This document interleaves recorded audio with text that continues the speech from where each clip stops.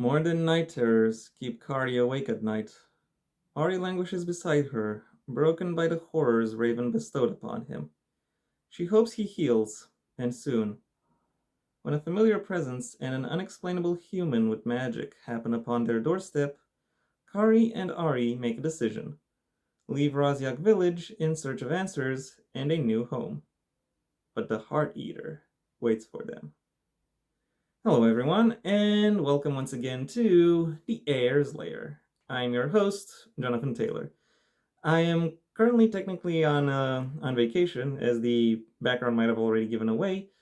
However, that hasn't made me decide to stop going through the Demon Storm series. This time, looking at the fourth book within the series, and now I'm gonna have to do a little pick up. Heart of the Storm. And yeah, this is a very typical cover of this book. Given they're all done by the same artist, it makes sense that they would look somewhat consistently. I can also add that unlike previous covers, this one actually this one actually ties into what is going on within the book itself. I am I'm currently halfway done with this series, and as of the time of this video's release, I will have also gone roughly halfway through the year as well. So, in that sense, I am well on track on making this the year of the Demon Storm, both in ways I intended to and in some I didn't. But before I go too deep into any self-deprecating matters, I should probably first, give you this review, starting with a summary of my impressions of these book. And these are that a Valerie Storm, to me at least, has just overtaken Jenna Moresi in terms of being an action writer.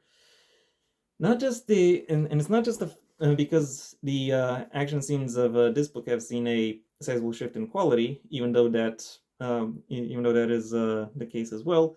But I'm talking more about the way this entire book is plotted and how the various events within them unfold and develop in such a way as to make the resulting action scenes become very justifiable, not just justifiable, but also very believable, very plausible, and very relevant to the action at hand. Uh, and I have to say it is that the level of attention to the flow of events that in many ways elevates this book, and depending on how the rest of the series unfolds, unfolds as a result of it, the rest of the series as well, um, you know, to to new heights. I do, however, have to specify that this book is uh, very much marks the point where this series is fairly moving away from YA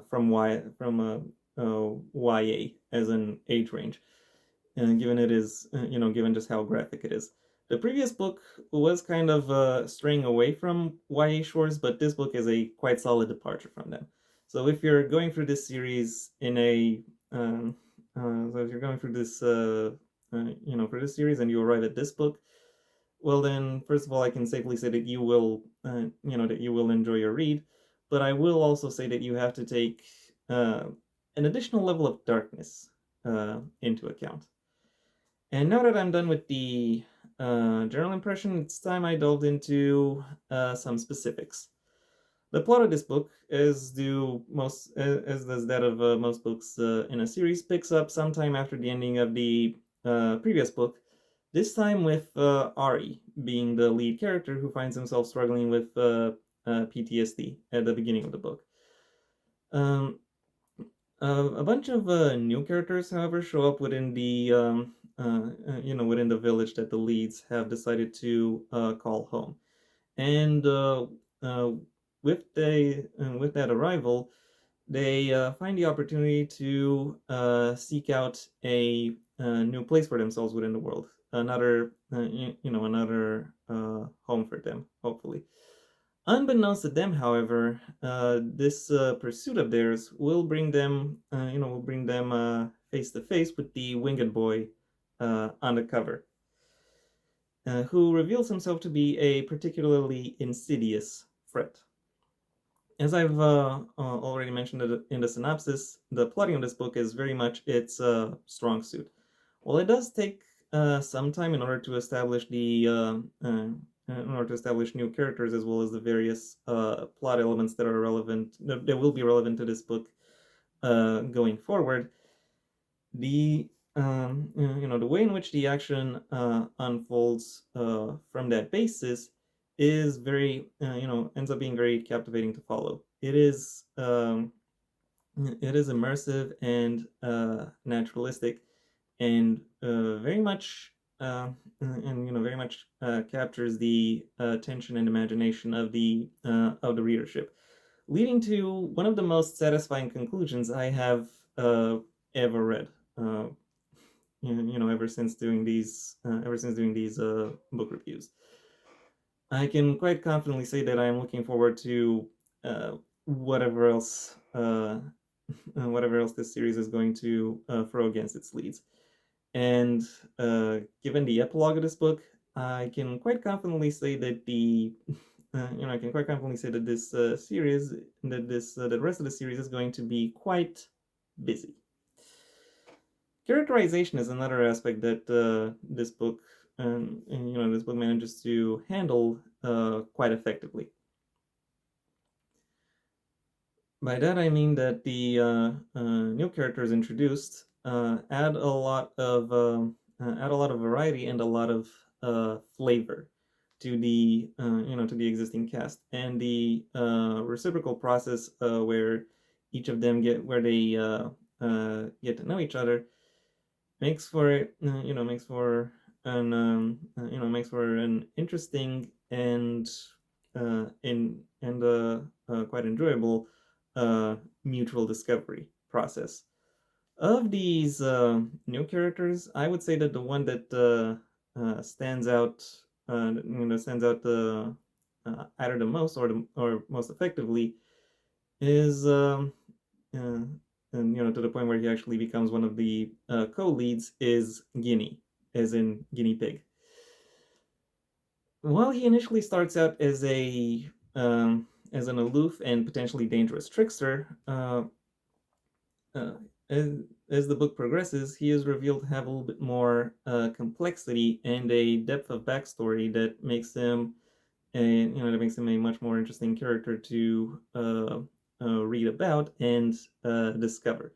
There isn't there are still some elements about him that are that are still to be revealed, but I am looking forward to what can be to what else is hiding when he's keeping within his past. Not to mention, he is part of all of the action scenes I've previously mentioned, which which also helps with his appeal. So yeah, Valerie's approach when it comes to characterization of this book, of really showcasing them and hinting towards their depths, really makes for really makes really makes the characters that she does slot into this story come across as quite intriguing. Unfortunately, she also uses that approach for world building, and in world building, or more precisely, or perhaps more in her iteration of the process, it doesn't work as doesn't work as effectively because or maybe I don't find it to work as effectively because I find because I would like because I would like to know that the because I would like to know I'm looking more for internal consistency kind of things. Um, and so when a book leaves me leaves me with a few too many questions that it doesn't really hint towards answering, I I do find myself to be a little bit skeptical in that regard. Um, uh, Examples of things this book this book leaves unaddressed are, first of all, the new first of all the magic that the new characters present, which seems to clash with the established magic system, and second of all, demon genetics or demon taxonomy. Uh, or as it works within the world, I am not exactly sure how. Uh, I'm not exactly sure how. I do, to some extent, understand how demons are supposed to be presented, but how they work on a more on a deeper or more more intellectual level is something I still don't really see a lot of. Still something I don't really uh, have a good grasp on. Um, and while that is the case, I do have to say that there are other parts of the world building that work quite well within this book, such as the ways in which the world itself is is being shown to change. First of all, through the locations themselves, showcasing that they are changing and therefore mirror a world, a dynamic and vibrant world. But also through the fact that the all of these books have an inside map, and that inside map has basically changed from book to book, depending on how much has been revealed throughout this series, which makes for a makes for a great visual of how far we've come. And yeah, that's a good way to reward your audience and make their investment in your in your series worth it.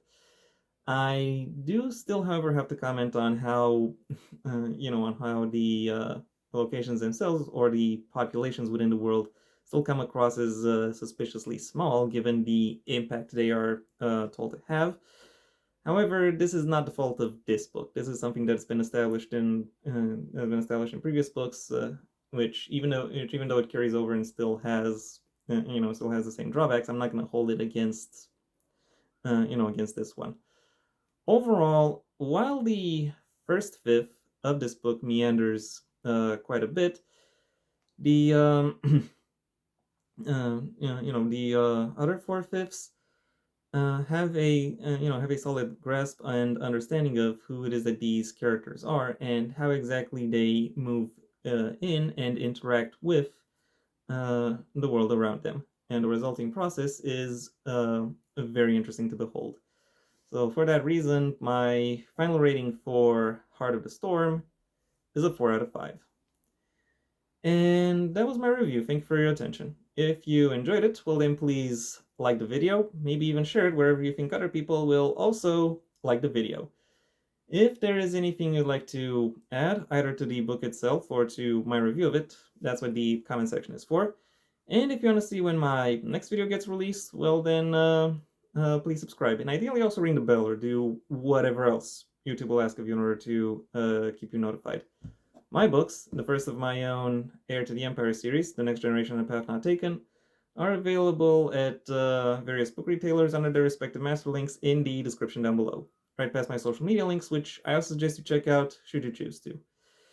I also have a second channel where you can see me talking about whatever crosses my mind, from from talking about movies to gameplay. But typically I do narrative analyses of works outside of the printed word medium. So if that sounds interesting to you, go ahead and check it out. If, however, you want to hear more about my thoughts on the printed word medium, then I suggest you stay on this channel and go through my extensive backlog of book reviews, writing advice, and miscellaneous connected topics. If none of that interests you, then I suggest you go ahead and do whatever you want the rest of your day, because it is your day after all. And yeah, that was it for me. So until next time, I am Jonathan Taylor, and this has been the Heir's Lair.